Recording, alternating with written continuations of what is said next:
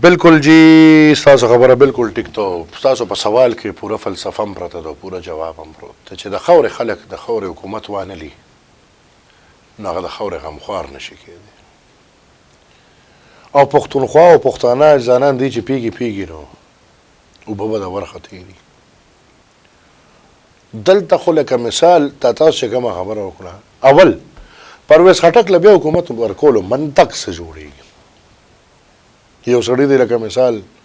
څه ښېګړه کړي تش په دی چې هغه به راوځي او خپل لیډر پسې به کنځل شروع کړي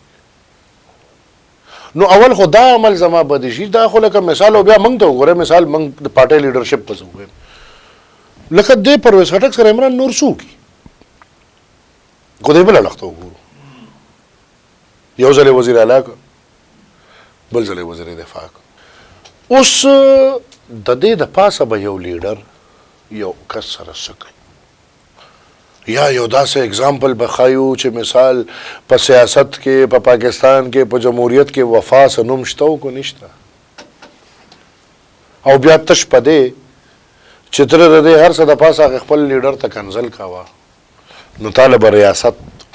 انعامات درکوي او تحفې به درکوي او د تحفې په شکل کې څه ورکوي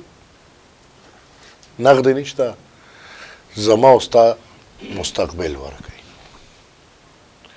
نو زه خو دا ګڼم چې دا خو طبعي ده بالکل طبعي ده خلک به وایي چې دی ځان ته ترخص وایي زه د حکومتونو نه شوقي یم نه وم او نه به شم او انشاءالله زه چې یو سړی به ذات خود څنګه وي نو به سوچ هم هغسې کوي زه خو بار بار دا وایم چې ما به یو ځای کې تاسو ونه وینئ چې زه د سرکاري یو عہده والم او هغې بنیادي وجه هم دا ده چې زه د پاکستان د سرکار د سیاست ټیکه ما نه ده اوچته کړې ما د خپل پلار نیکه په لار